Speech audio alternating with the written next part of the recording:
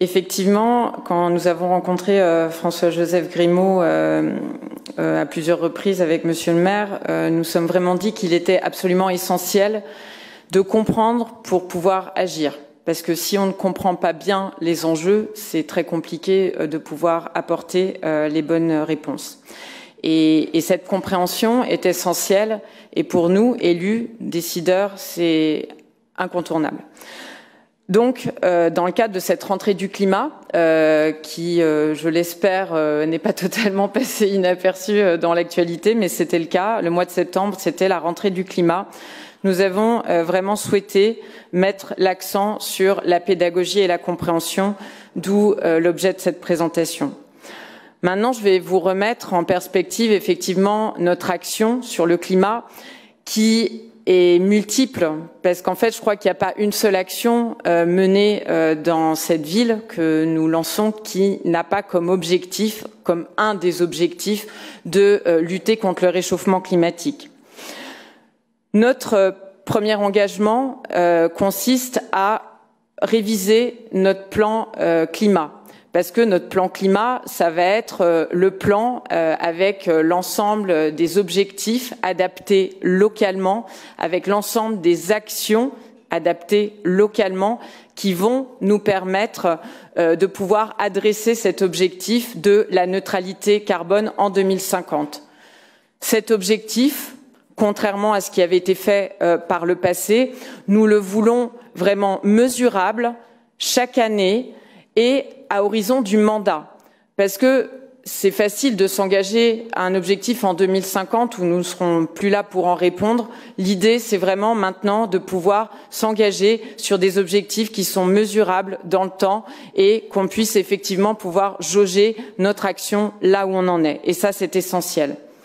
Et donc nous sommes en train de réviser toutes ces données. On devrait présenter le plan climat révisé début 2022. Pour information, le dernier bilan de gaz à effet de serre de la ville remonte à 2016.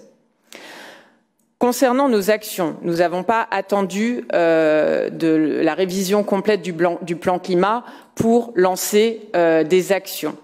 Je vais vous décliner les grandes actions lancées, sachant qu'elle s'articule toujours au travers deux volets absolument essentiels. Premier volet, atténuation. Atténuation, c'est vraiment tout mettre en œuvre pour réduire les émissions de gaz à effet de serre ou augmenter la capacité de stockage, tout mettre en œuvre pour que le réchauffement ne dépasse pas 1,5 degré ou 2 degrés, pas plus, parce qu'on sait qu'au-delà de 2 degrés, effectivement, c'est la vie humaine qui est clairement en question et en jeu. Donc, premier volet, l'atténuation. Deuxième volet, l'adaptation.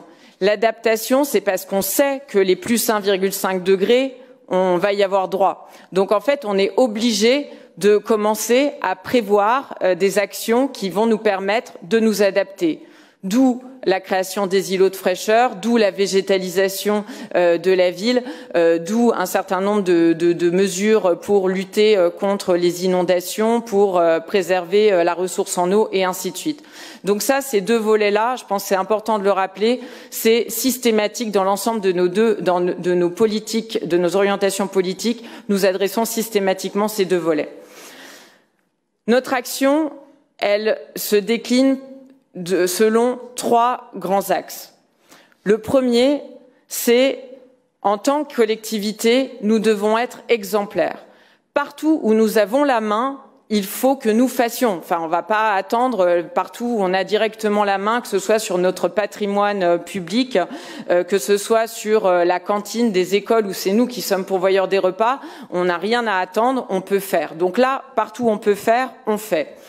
Dès le début du mandat, on a mis dans nos critères de choix d'investissement la contribution de chaque projet à l'urgence climatique comme un critère phare de choix et de priorisation de nos projets d'investissement.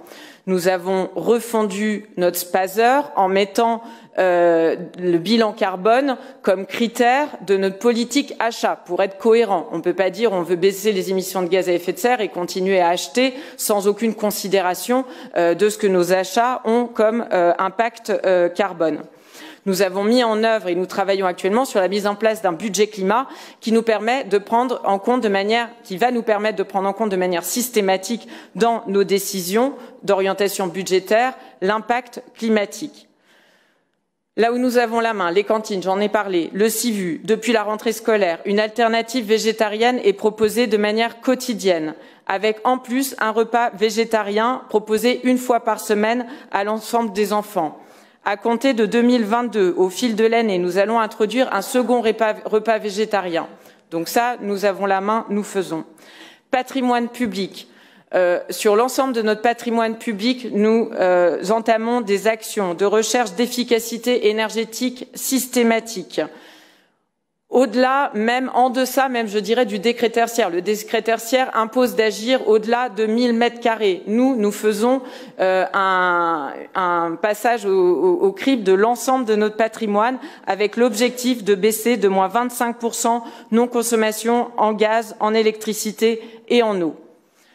Production d'énergie renouvelable, pareil, systématique. L'ensemble de notre patrimoine est passé en revue pour poser du photovoltaïque à chaque fois que c'est faisable techniquement, économiquement. Nous avons présenté en juillet dernier notre plan d'énergie renouvelable à l'échelle métropolitaine, mais qui bien évidemment se décline à l'échelle de la ville de Bordeaux. Et c'est plus 150 gigawattheures d'énergie photovoltaïque qui va être produite sur ce mandat, et ce pour contribuer à la remise sur la bonne trajectoire en termes de production d'énergie renouvelable. Adaptation aux défis climatiques, j'en ai parlé, j'y reviens. Les plans de végétalisation, border grandeur nature, la végétalisation des écoles, le plan canicule, tout cela, c'est vraiment s'adapter, adapter la ville, permettre de créer des îlots de fraîcheur et commencer à anticiper le fait qu'il y aura une hausse des températures et qu'il faudra que notre ville reste dans des conditions qui soient viables l'été.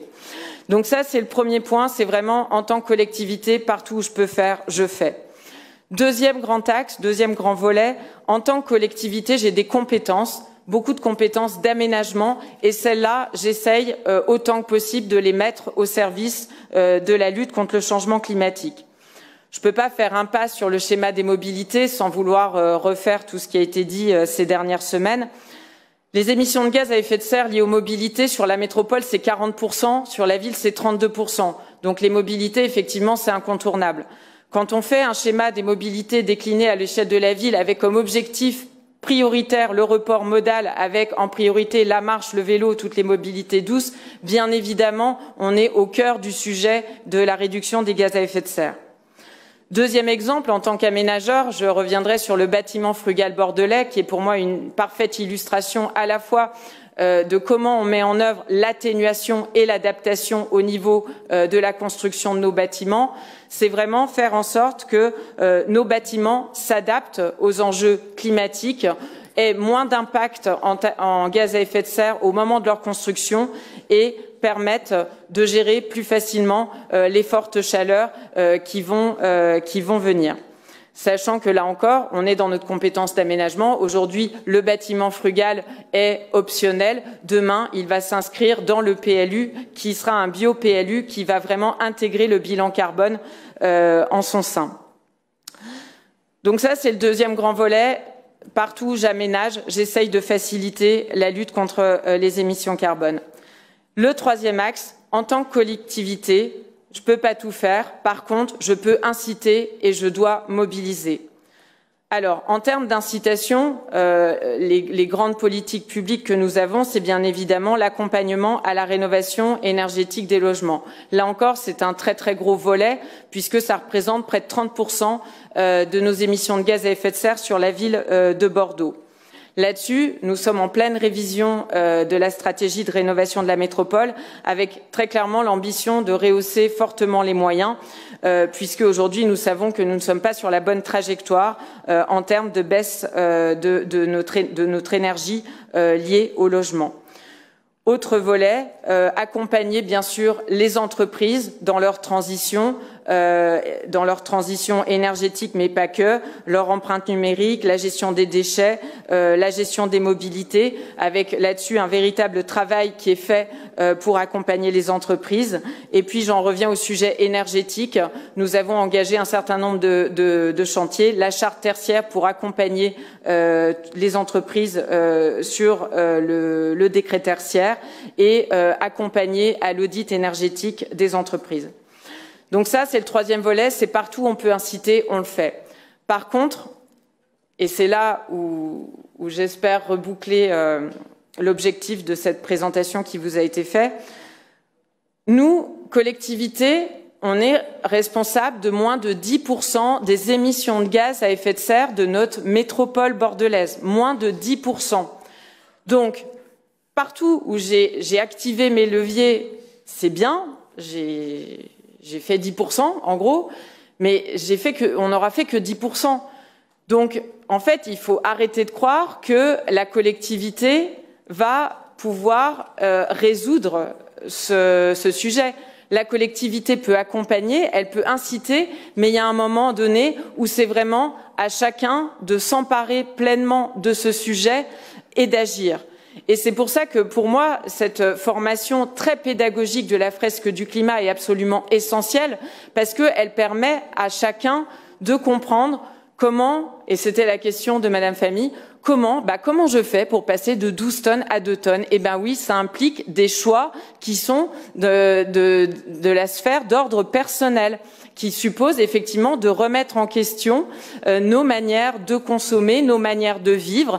Et ça, la collectivité, elle peut proposer une vision que j'espère engageante, inspirante et ainsi de suite. Mais il y a un moment où il y a des choix personnels qui profondément doivent être questionnés. Et pour moi, c'est vraiment tout l'enjeu de rendre accessible, le plus accessible possible, ce sujet. Et on va accompagner cela. On s'est engagé dans la révision de notre plan climat à vraiment essayer d'associer au maximum les citoyens, les entreprises, les associations, tout le monde, de manière à vraiment créer une dynamique territoriale qui va favoriser l'émergence d'initiatives et qui va favoriser l'engagement de chacun. Mais à la fin du jour, effectivement, il faut que tout le monde agisse. Parce que, alors j'ai pris les cartes qui sont, je trouve, très inspirantes. Voilà, moi je peux dire que manger du bœuf une fois par semaine, c'est 1,2 tonnes, soit je peux diviser par 2 l'impact de mon alimentation. Ça, je peux le dire.